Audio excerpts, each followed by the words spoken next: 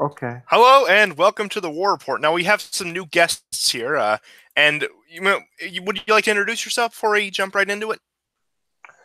I guess I'll go first because I'm the only first time guest here. Uh, I'm Catholic Expat on Twitter at Catholic Expat, I think. Um, I'm from Vancouver originally, but now I live and study in a undisclosed location in Eastern Europe. So yeah, happy to be on. Thanks for having me. And I'm Now also yeah.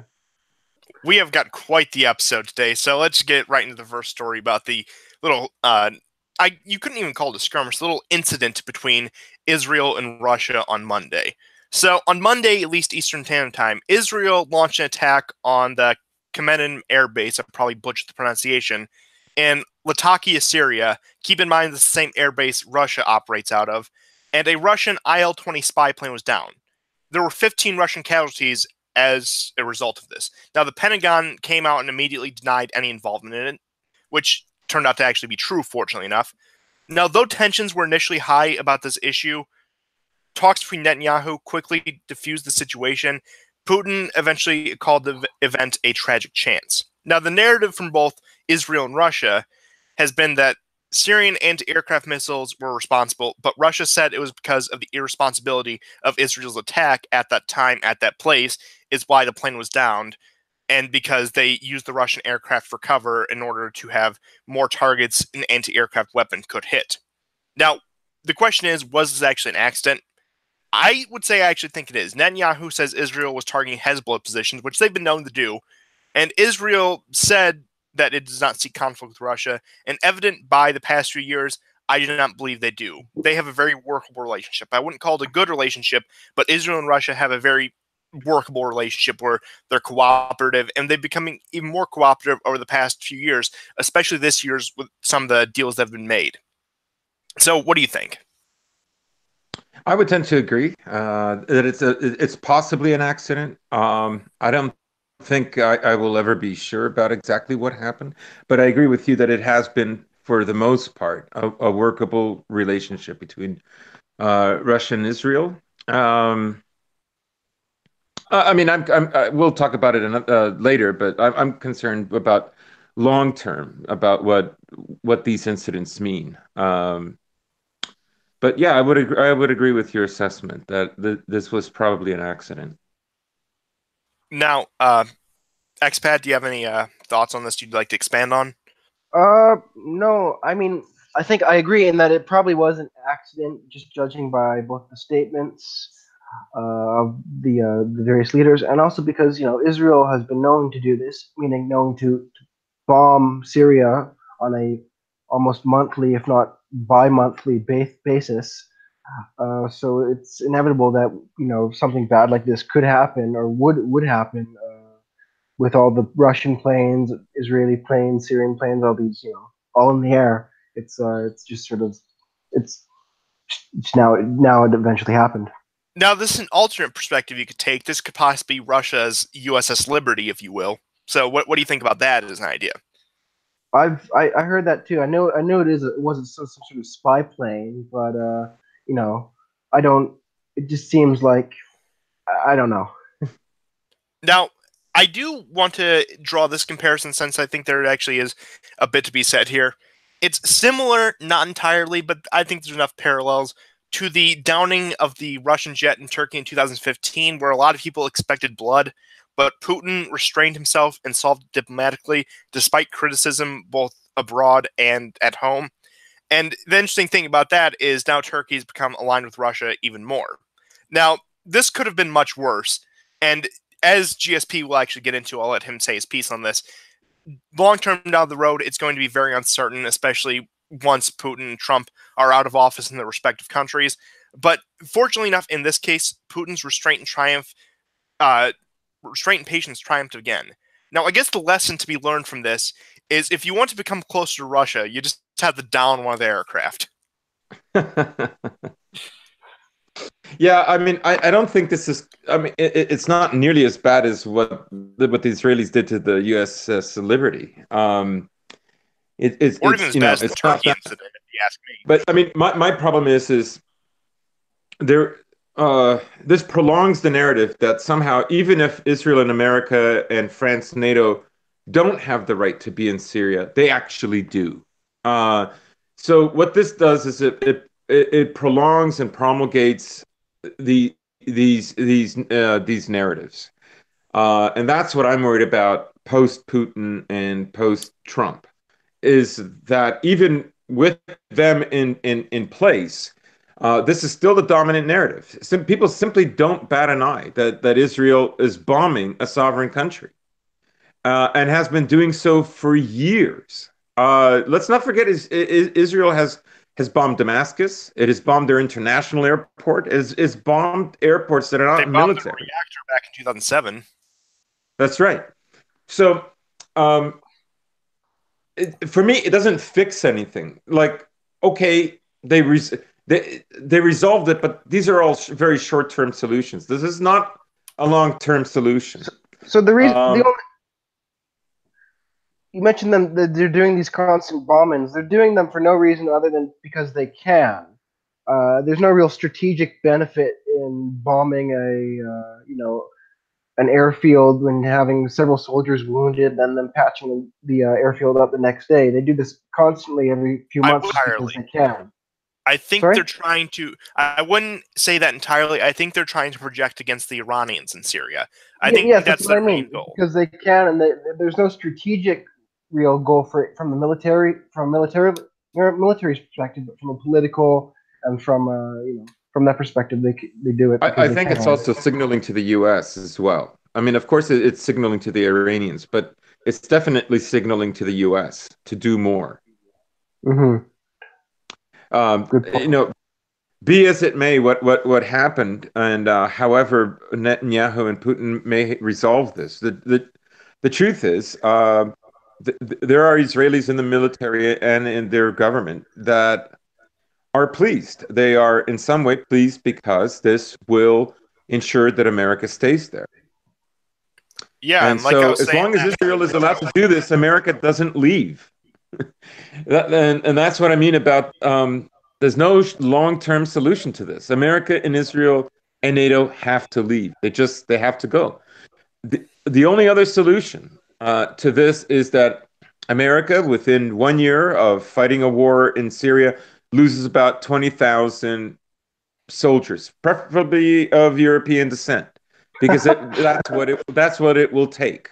yeah, I mean, people the to American change their public won't tolerate those casualties, which unfortunately that may be the only way to get us out of this theater is that there is bloodshed to the point where the American public cares enough to call it out. But the way I think it's going to go, now I could be wrong, it's just a prediction, of course.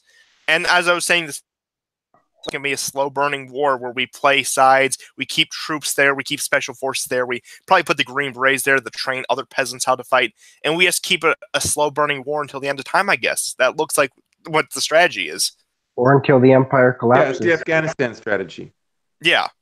Yeah, we're there, but we're not there. I mean, we honestly have more contractors there than we do official military personnel. So, and this really plays into the idea of fourth generation warfare to the point where we're just using our troops to inflame ethnic and religious conflicts without really fighting a war ourselves. And it's just frustrating. And like I said, it's going to be either until we absolutely cannot sustain it financially or socially. And hopefully financially comes first, because I don't want to see that kind of bloodshed.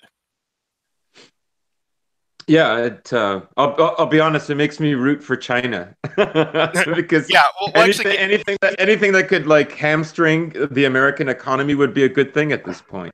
Yeah, I'll actually get into the sense of the show, the new agreement between China and Israel, and how basically that really shakes the U.S.-Israeli relationship.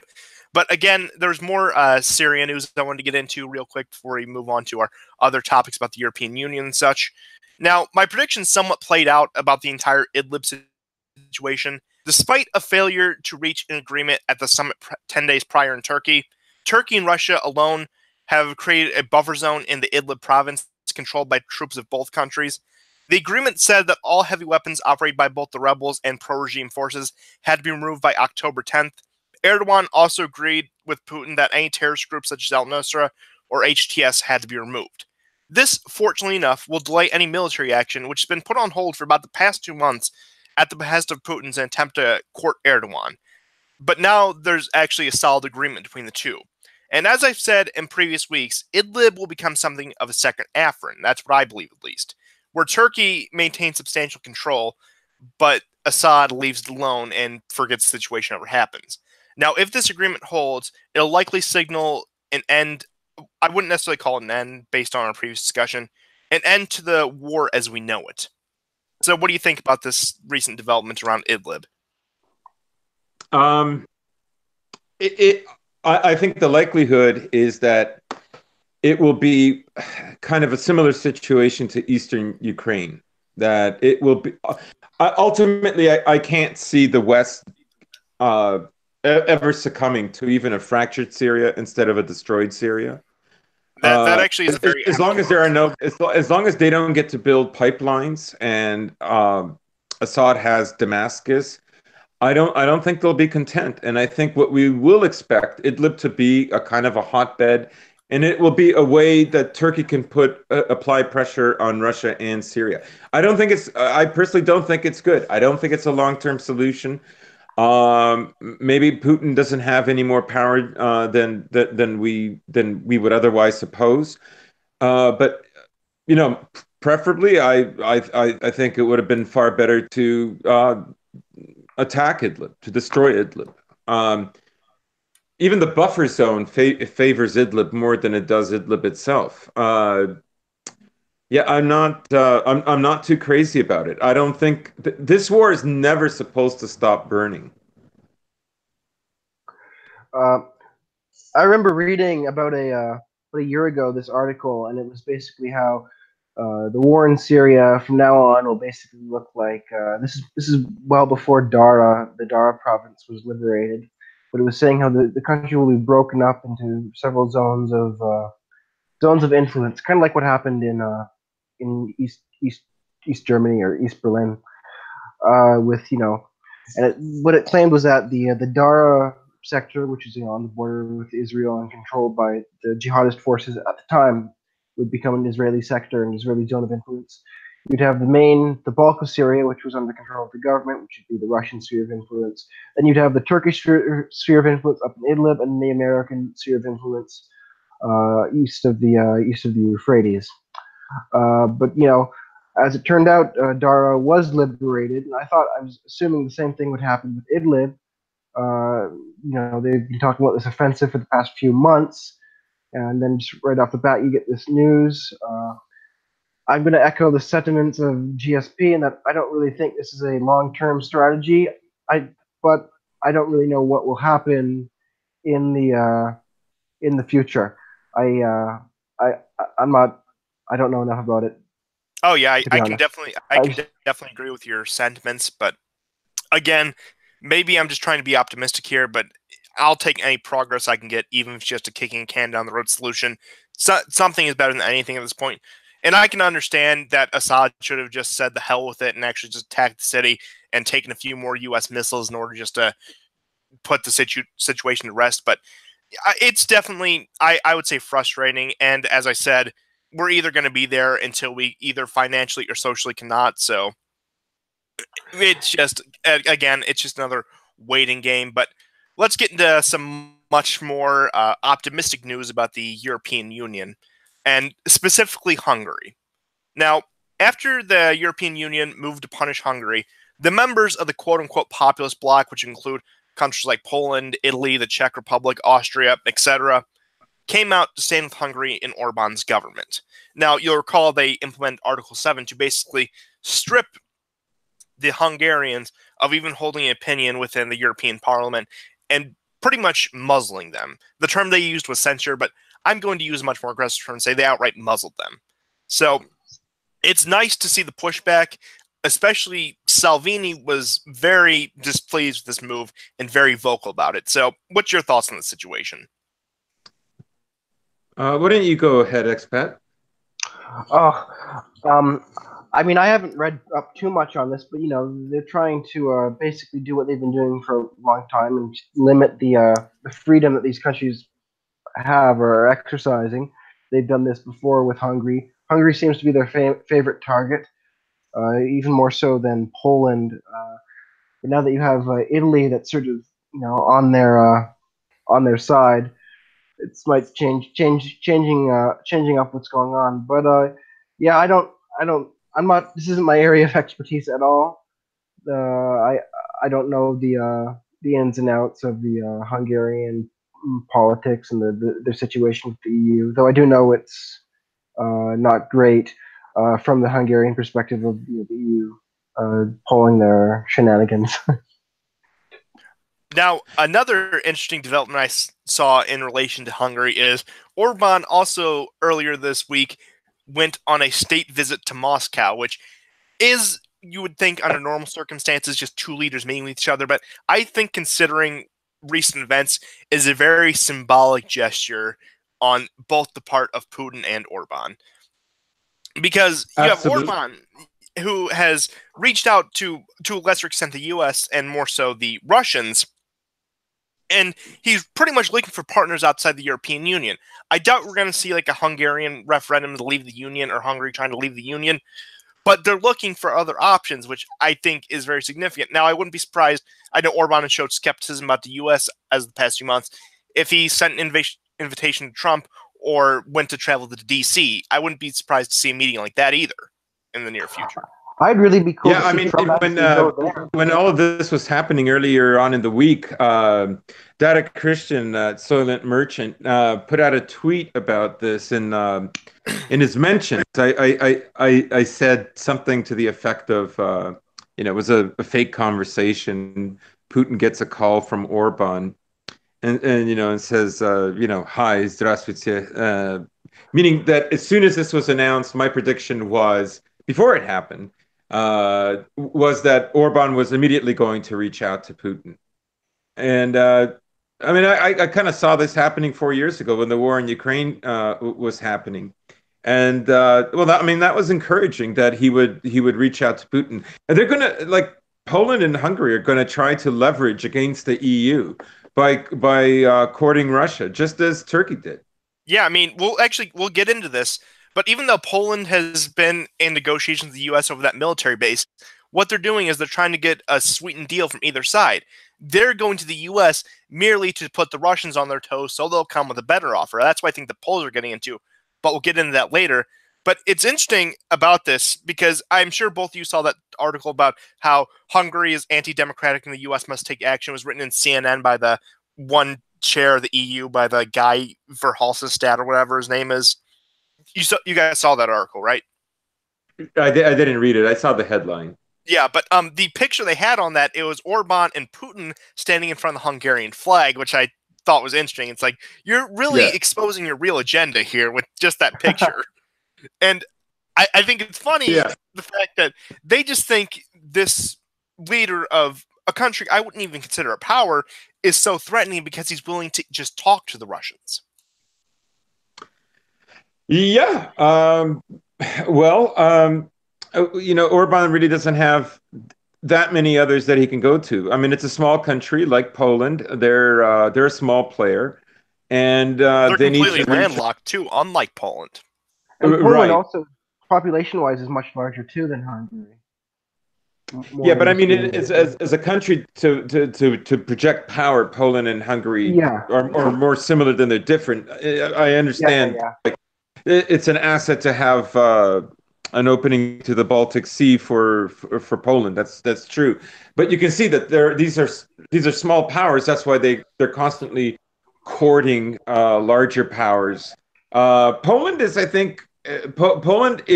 I think, backing itself into a corner. I think, them and the, Bluff Camp or Bluff Fort is the cringiest things Poland has ever done. It's just, I mean, it's not called for, and Trump's reactions were priceless during the press conference. He was making those faces of like near disgust. It's like, what's going on there, big guy? Yeah, what's going on there, big guy? Like, honestly, it was uncalled for. I mean, it was Poland reached Kosovo level cringe. Like where Kosovo has a statue of Bill of Clinton. yeah, of Bill Clinton, and I think Albania has Hillary Clinton. This was like, ooh, really close. Now, the thing I This will was at least this say was about recently. this, yeah, this is This actually on like Monday. yesterday. I didn't hear about this. This is good. The thing I will say about this, it was the president of Poland, not the prime minister, at least. And we all know with these kind of parliamentary democracies, the president is just a symbolic figure. So if the prime minister said something about this, I would find it more cringeworthy. But considering the fact it's just the president, it's just kind of funny. Yeah, I mean, it doesn't. I mean, but what does it do for the average Pole? I mean, like, it's not really a source of pride. It's pretty embarrassing, left or right, in Poland right now. You know, Yeah. not Well, a great moment. Yeah, I just wanted to continue with this European Sure. Union news. Seeing as they've been isolating these countries like Hungary, it's going to send a ripple effect throughout the elections in various European countries throughout 2019, 2020, because I know there's quite a few in both those years. The point where we're probably going to see, if not outright victories by populist parties, at least them taking enough influence to have an impact on government policy, and more of them are probably going to stand with these the V4 countries that have become known, plus Italy, plus a few others. So the European Union is also playing a very, very dangerous game by maligning countries that still have room to grow economically, especially while Western Europe stagnates in both economic growth and population. Yeah, very good point. And it's also, I suppose, it's worrying for them. You have a successful country like Austria, who's always been talented and who's always managed to achieve great things. Also moving to the right. It's not like dealing with a country like, well, let's say Greece or Italy or Portugal or Poland or Hungary or Romania. I mean, the Austria, in a way, is, I mean, not in a way, it is a successful EU country, and is, I would say, not, I wouldn't say too hesitantly that it belongs in that sphere of Germany, France, Sweden, Belgium, and so on. And so you have a tear already beginning. Like it's significant for that country to begin moving to the right, and it would be many other countries. Yeah, it's not some blighted country. It's not one of these countries that's actually suffered under the EU.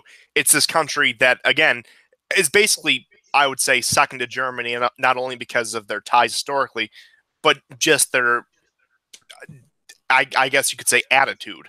So it's definitely interesting to see just how even countries that are having issues, for example, aren't having issues, excuse me. For example, you saw how Le Pen did in France. She didn't win the election, but she still was in the final round of voting. But just on the European Union, I wanted to get into the elephant in the room, which is, will a Brexit deal finally happen? Oh boy. So, UK Prime Minister Theresa May yet again stated in an article, in a German newspaper this time, that they were close to achieving a Brexit deal. Now, I saw a bit of the article. I didn't go through the whole thing. It had a very groveling tone, as if she was almost just begging the EU to let them out, and kind of like a spare me. It came off as a very weak article, is the point I'm getting at. Now, May made statements such as, both sides need to show goodwill to avoid a disorderly UK exit, and we're near achieving an orderly withdrawal that's essential for the basis of building a future partnership. And these, to me, sound like more empty words from a completely incompetent leader. Now, we also have to keep in mind here that the Brexit referendum was in June of 2016, and the British electorate re-elected the Conservatives in June of 2017, mainly on the Brexit issue. At this point, the EU probably won't even exist by the time a deal is reached. I hope you're right. I hope you're right. I don't know what's going to happen. I don't know if are people going to settle. I mean, they're waiting. This is an old game the EU has been playing for many, many years. You voted the wrong way, so we're going to stall until you vote the right way. It depends on the resolve of the British people. But I see your point. The EU is going to look, I mean, the one thing going for them that you pointed out really well was the EU is going to look less and less appealing. I mean, it's in a defensive posture and has been for 2 years now, but openly defensive, openly feeling threatened.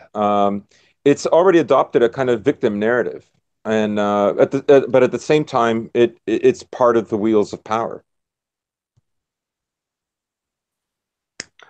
Card in terms of the UK, our friend Jeremy Corbyn, really hard left. He's also anti-EU and very protectionist, and he also pisses off the right people, if you know what I'm saying. And it's likely that under his leadership, Labour will probably beat the Conservatives next election. He just hold a wrench in the system. He also doesn't have a problem with Russia, if I remember correctly. Yeah, I'm okay with Corbyn. He's Nazgul. Yeah, Corbyn. He is. He's totally Nazgul. You need to make that a thing. A thing for a while. Punish Corbyn. Nazgul Corbyn. Yeah. He's definitely on the options. I would say let's just get this over with. But yeah, the UK, they think it's more important. Lest a bunch of refugees allow alt-right journalists to constantly project giving out the European Union to them. We did touch on this a little bit earlier, but I wanted to get into the Poland's proposal. Now, the U.S., at the request of the Polish president, at least they said this, I doubt they really are considering open Poland. And actually was like, what are you talking about? He does not outright deny them now for a while. They've offered billion USD to establish a permanent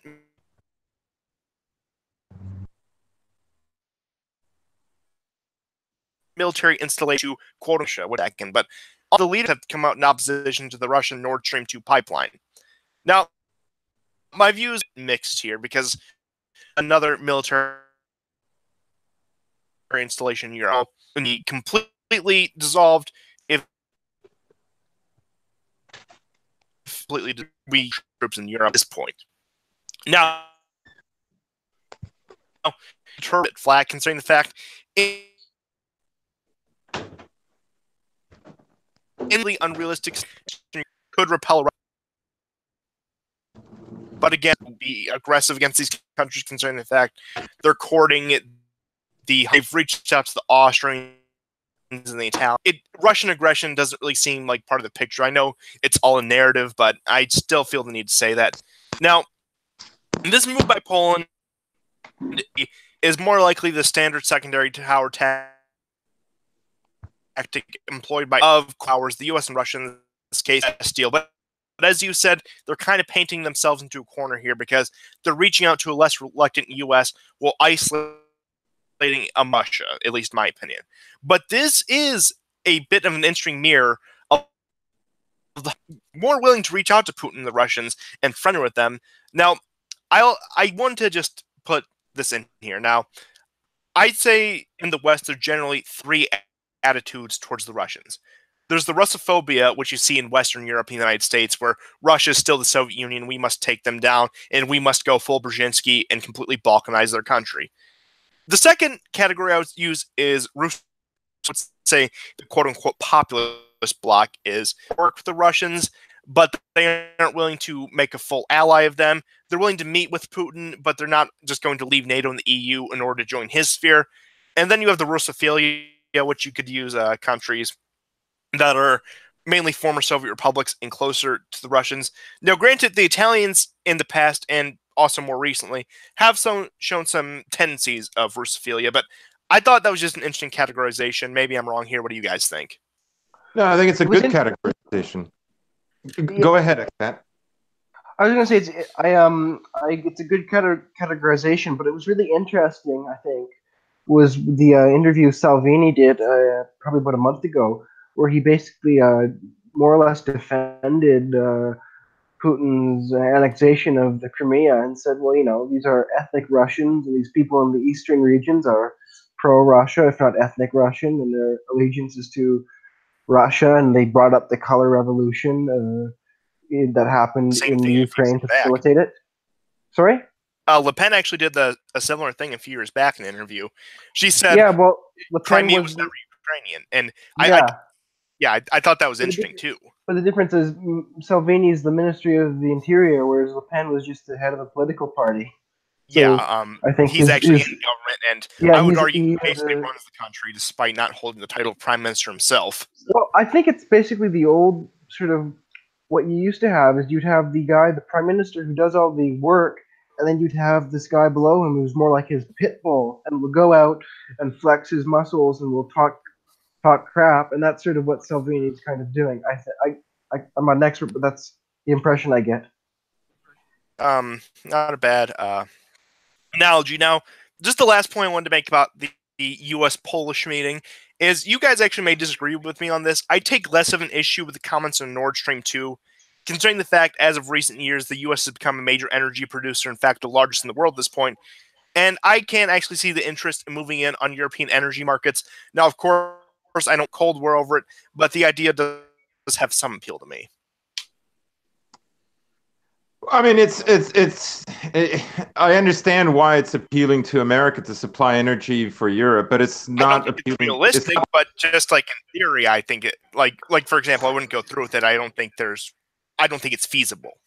I'll say that. I don't either. It's not really feasible. Why would you pay more for there isn't going to be a pipeline across the Atlantic. It's not feasible. It's more expensive. It's more risky to take it there.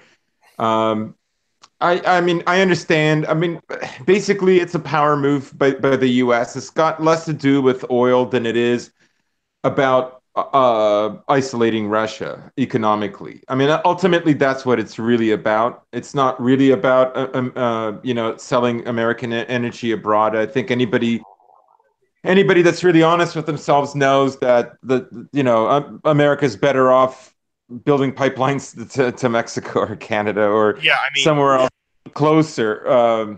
Just look at the structure of the Americas. We could build pipelines north, we can build pipelines south. I'm honestly surprised we aren't doing it. I know we have like the Dakota Access, but that's only one. And it's actually kind of interesting, if the U.S. and Russia could ever get along, we could build a bridge along Alaska and, run a pipeline between the two because, friendship. But I doubt that's ever going to happen in my lifetime. But I did, unless you guys have any other thoughts, want to talk a little bit about North Korea, South Korea, and some of the progress there. Yeah, I'm basically done. I just have one little thing to mention about Poland, and that is Poland is not thinking. They're on a MAGA train, and they've got a kind of a MAGA wine mom perspective on this. And the truth is, that Trump isn't in control. It doesn't matter if Trump. He's not in control, and he isn't going to be there forever. And on the one hand, great, you're nationalist, but you're siding with the power of anti-nationalism, the strong arm of it. And once Trump is gone, that's when pressure is really going to be applied to Poland. And Poland doesn't realize going against Russia is a way of pausing itself. Now, we could say that, well, it's an economic strategy or it's a geopolitical strategy, but I don't find those arguments convincing, given the kind of negative repercussions that are inevitable for Poland. I do agree with that, but I think with the rest of the populist bloc, not necessarily favorable take towards Russia, but more open take towards Russia, I think there's a possibility that they could try to steer Poland, and I hope they do. Yeah, I mean that would be my hope that Orban could. The Italians or the Hungarians may try to steer the Polish, and I think there's a reasonable chance of that happening. And so I don't think that's really too far out there of an idea. What do you guys think of Putin dancing at that wedding with the Austrian That was pretty cool. Uh, That was him projecting his hard power.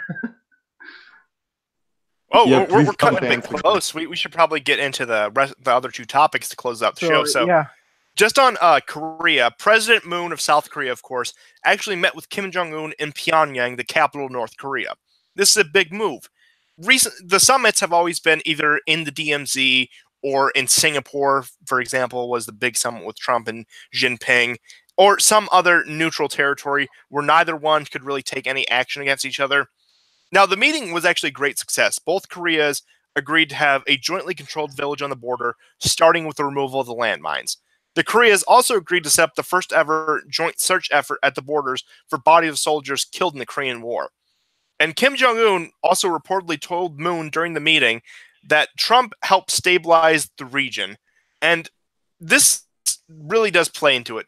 Now, I do agree that Trump played a big part in this, but again, I also think it was inevitable. I think it was just a combination of the right elements all coming together at once. But the Koreas, I think, are feeling a bit of pressure, not only from the U.S., from China, but from the rest of the world, to the point where they feel that they have to accelerate the cooperation with each other because they want to be able to stand against any foreign economic or military threats that may come their way. And like I said, this has been a long time coming, but I think the Koreas are really going forward for that reason. And I think that's going to make nuclear disarmament, which I'm not entirely concerned about, as much as most people are, a bit more difficult. Yeah, I mean, I think there is an honest attempt here by both Koreas at reunification. And I think that it is that they want to establish it under their own terms. And I hope they play the world for it. Why? Because some of the larger powers, of course, would want them separated or would want, a kind of reunified Korea, but completely under, the American sphere of power and influence. And this is why you've got Pompeo going on about like, oh no, and Nikki Haley, strongly suggesting a total denuclearization, completely, and Kim is, he's playing it pretty well in that, well, America has to do something too. But how do you imagine that America's periphery military and military situated in South Korea, with its sort of umbrella reach over North Korea, is just going to, leave? And like I said, it doesn't seem tenable right now. Despite any genuine intentions from Trump to try to defuse the situation, Congress passed a resolution barring him from removing any troops or military equipment from the peninsula, which, as I've explained previously, completely unconstitutional, but we are where we are right now. Yeah. Of course, the left and the never-Trumpers are absolutely obsessed now with taking away any kind of political goals from Trump, any kind of recognition of meeting some of these goals. Oh yeah, I mean, I was actually listening to Styx talk about this earlier. He was right. They would rather see a nuclear war that kills 10 million people than anything. Yeah. So yeah, I'm glad that the two Koreas, despite international pressure from many sides, are still cooperating, and I think it's going to go on down the road whether we like it or not. So Congress better get its shit together. I apologize for the language for those of you who aren't really a fan of that, but I think Congress better let the president do his jobs and actually remove military equipment from the peninsula if we want to see actually a progress for the U.S. as a future in this. And I fear just by their attitude alone that we're really shooting ourselves in the foot here. Now, the last topic I wanted to get into was China. Now, the Chinese have moved to place $200 billion more in tariffs on China. Now, at this point, I honestly don't even care about winning the quote-unquote trade war. We can't keep on subsidizing the Chinese. It's getting out of hand at this point. People complained about how much money we gave our enemies during the Iran deal. Well, think about this. we've been subsidizing the Chinese existence, we've been subsidizing their economy for the past 25, 30 years now. Now, as I said back in July, the U.S. doesn't even need China. We could very easily replace China's role in trade with countries like India, Vietnam, Indonesia, or any other country in Southeast Asia that has any manufacturing capabilities. On top of all this, China has been expanding its naval presence, especially in Africa. And an interesting development in Chinese expansion of naval presence is that our greatest ally, the State of Israel, has given the Chinese access to its naval ports. Now, I'm curious how the Zionists stateside will try to spin this and justify this. I'm curious how they'll try to justify this move by Israel. How do you guys think they will? Can I just jump on really quick? I have to get heading right now. I have an appointment. It's fine. It was really great for you to have me on. Thanks so much. Real fun. Let's say God bless and hail Sanders. The Kentucky Colonel, the true king of the white race. Anyways, see you guys and have a good one. Take care, expat. See ya, buddy. I endorse those previous comments just for the audience who is curious, but I do want to pose that question to you. How do you think the Zionists will justify this move? I was momentarily distracted. This is a cat here. Can you repeat it? I'm very sorry. But I'm talking about how Israel has given China access to its naval ports. Right. Yeah, I mean, they've always done this. When it was the Soviet Union, they've been able to play several countries for ages. What's really, really aggravating, though, is that America's attitude towards Israel, on the official level, in terms of government policies and the media level and the institutional level, is that they're always in favor of it. I find it very aggravating that they would compromise America like this, and at the same time demand that America protect them. Almost like it's America's obligation to protect them. And this one, apparently, despite the usual attitude towards Israel by the establishment in general, the U.S. Navy actually showed quite a bit of concern about this, saying, oh, yeah, I think this will compromise our operations in the region by giving the Chinese access here. So that's very concerning, but it's also a bit inspiring considering the fact that U.S.-Israeli relations are being shaken, which isn't a bad thing if you ask me. Yeah, I see your point. And again, as you were saying, and as I wanted to point out, this wouldn't be the first time China and Israel have cooperated. They have a record. The Israelis have a record of passing U.S. tech and secrets to China. For example, they're the reason the Chinese have missiles on par with the U.S. They sold the Chinese the Patriot missile. Now, after billions of dollars in aid and decades of providing security, they jam yet another knife in our back by allowing our main rival access to the Mediterranean Sea. Really makes you think. Yeah, and like I said, it's not all negative considering the fact I'll tolerate having to compete with China in the Mediterranean if it means less of a U.S. commitment to Israel. Now, I'm not saying that we'll go full free Palestine and anti-Zionist, but again, it shakes the relationship, which is good to an extent.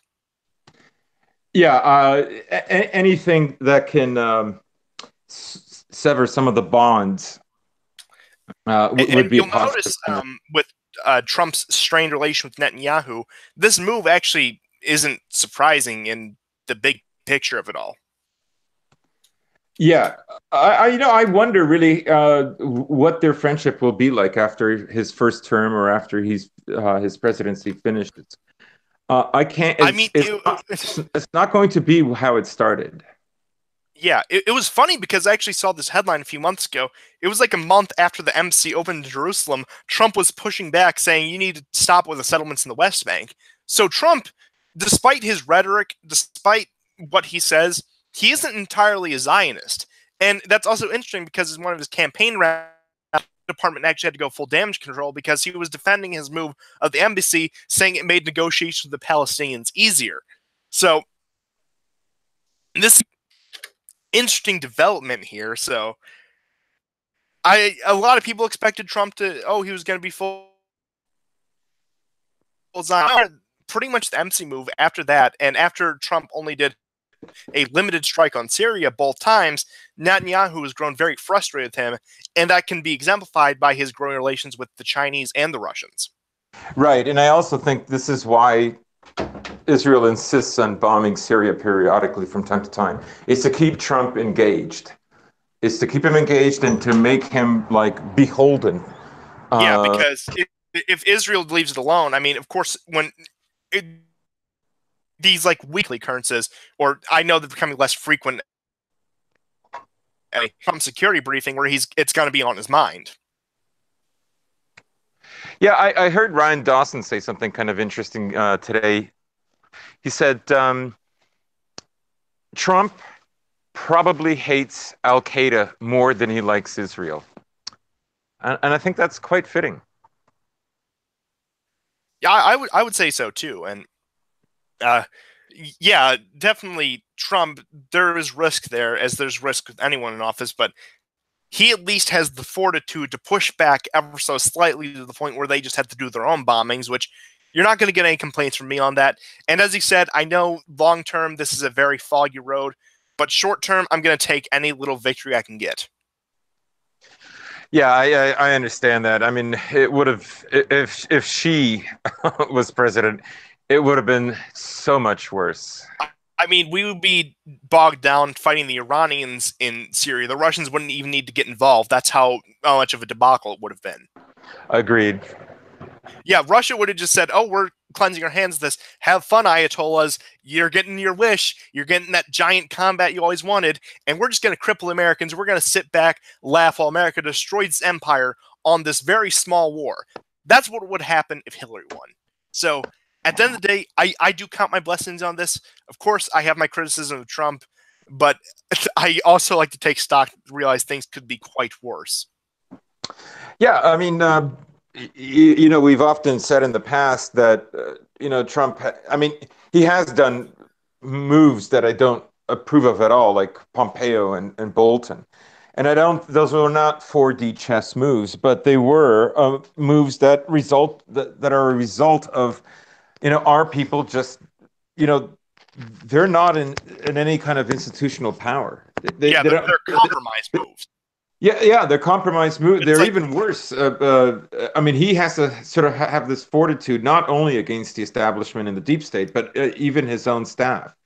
But the roster isn't there. The roster simply isn't there. And if, you know, like someone like Carter Page or whatever, anyone remotely not like Pompeo or Bolton or Nikki Haley would be scrutinized. Yeah, and I will say this. Thank God for Rand Paul and the fact that he's become his unofficial advisor. Yes. Yeah, I agree with you on that. Yeah, I'm honestly convinced that Rand was the only thing that kept us out of Iran back when tensions were getting high there a few months ago. Yeah, I'm willing to bet Trump has already phoned him and said sorry for from the 2016 election for making fun of his hair. I mean, he was nicer to him than he was to other people. I mean, he only said a few comments about him, and you'll notice during the debates they actually agreed on quite a few things. And what my hope is, he did this with Pompeo when he sent him to North Korea when he was still CIA director.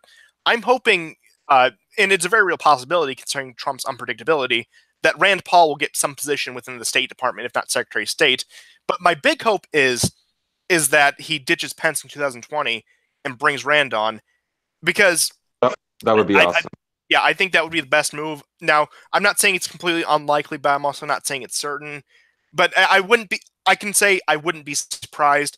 And I hope when 2020 comes around, if he gets reelected, which is likely considering current circumstances, that he brings on a better transition team that actually fits his agenda. I think would have learned his lesson by then, if they don't push him into a corner, which you'll notice as the election is getting closer, even just the midterms, they're really putting pressure on him.